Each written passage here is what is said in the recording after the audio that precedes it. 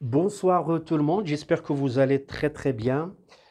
Un petit rappel avant d'appréhender cette leçon, restez chez vous, c'est très important, c'est très sérieux, c'est une question de temps et ça se passera très très bien. Les autorités nous lésineront pas sur les moyens pour vous faire parvenir tout ce dont vous aurez besoin. Prenez les choses au sérieux et restez chez vous pour que vous puissiez vous protéger et protéger vos parents et vos enfants.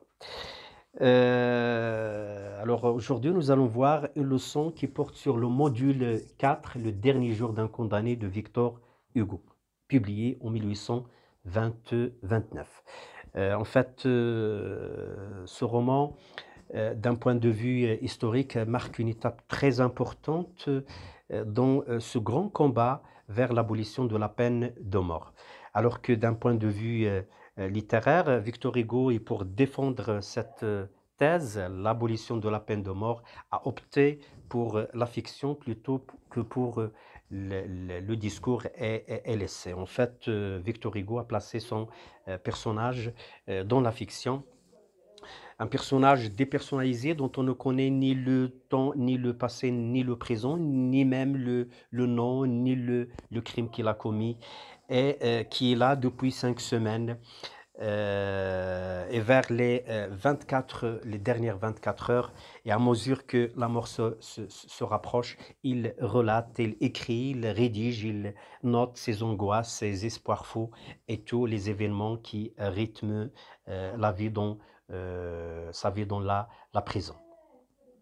Victor Hugo a écarté, comme vous le savez, toutes ces questions centrales en rapport avec l'abolition de la peine de mort, parce qu'il cherche à ce que son personnage représente tous les personnages, tous les condamnés à mort, peu importe leur identité et peu importe donc le crime qu'ils ont commis ou la façon dont ils l'ont commis. Voilà, donc c'est le module 4, le dernier jour d'un condamné, niveau première année du bac. Donc c'est un roman destiné aux élèves de la première année du bac. Pour ce qui est de la présentation générale, donc le titre de l'œuvre, c'est Le dernier jour d'un condamné. L'auteur, c'est Victor Hugo, né en 1802 à Besançon et mort en 1885 à Paris. Le genre littéraire, c'est un roman à thèse. Un roman à thèse, comme vous le savez peut-être, c'est un roman qui vise à, euh, à transmettre un message ou à défendre une idée ou une théorie à travers une histoire qui ne constitue en fin de compte qu'un prétexte. Donc l'histoire ne prime pas sur l'idée, c'est l'idée qui prime plutôt sur la thèse défendue, ou bien la thèse à défendre. Pour ce qui est du courant littéraire, c'est le romantisme. La thèse défendue, c'est déjà dit, l'abolition de la peine de mort. En ce qui concerne donc l'organisation spatio-temporelle, ça veut dire les lieux carcéraux et la durée de séjour.